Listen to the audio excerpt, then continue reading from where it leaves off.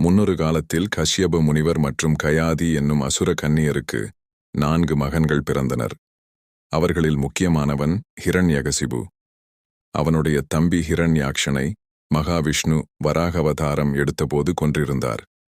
அதனால் அவன் உள்ளத்தில் விஷ்ணுவைப் பற்றிய கடும் பகை தோன்றியது. அவன் விஷ்ணுவை அழிக்க வேண்டும் என்று தீர்மானித்தான். உடனே மந்தரமலைக்குச் சென்று கடுமையான தவம் செய்தான். அவன் உடல் எலும்பாகி உயிர் மட்டும் இருந்தது போல ஆனது. அவனது தவத்தால் பிரம்மா தோன்றி, "கேள் மகனே, உனக்கு வேண்டிய வரம் என்ன வேண்டும்?" என்று கேட்டார். அப்போது ஹிரண்யகசிபு மிகச் சிக்கலான ஒரு வரம் கேட்டான். மனிதனாலும் விலங்காலும் கொல்லப்படக்கூடாது.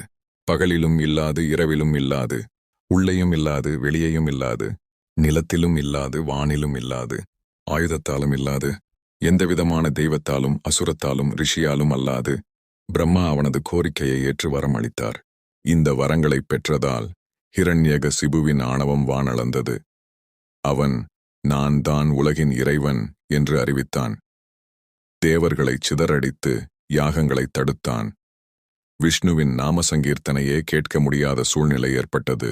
ஆனால் அவனது மகன் பிரஹ்லாதன் சிறுவயதிலேயே விஷ்ணுவைப் பற்றிய பரம பக்தி கொண்டிருந்தான்.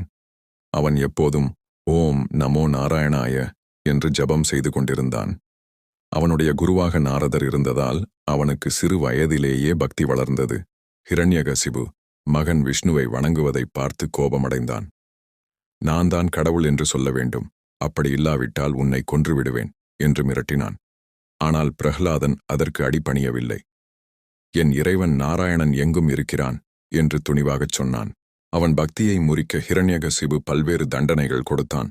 பாம்புகளின் கிணற்றில் போட்டான். யானைகளால் மிதிக்க வைத்தான். நெருப்பில் எரிக்க முயன்றான். ஆனால் எதுவும் பிரஹ்லாதனுக்கு கேடு செய்யவில்லை. ஒவ்வொரு முறையும் நாராயணன் அவனை காப்பாற்றினார். இறுதியில் ஒரு நாள் ஹிரண்யகசிபு கோபமடைந்து, "உன் விஷ்ணு எங்கே இருக்கிறான்? இந்த தூணிலேயும் இருக்கிறானா?" என்று கேட்டான். பிரஹ்லாதன் திடமாக, "ஆமாம் அப்பா, எங்கும் இருக்கிறார்" என்றான். அந்த கோபத்தில் ஹிரண்யகசிபு அரண்மனையின் தூணை அடித்ததும் அதிலிருந்து ஒரு மாபெரும் கர்ஜனை எழுந்தது. தூண் பிளந்தது. அதிலிருந்து நரசிம்மர் தோன்றினர். அவரது தோற்றம் அசுரர்களுக்கு பயமூட்டியது.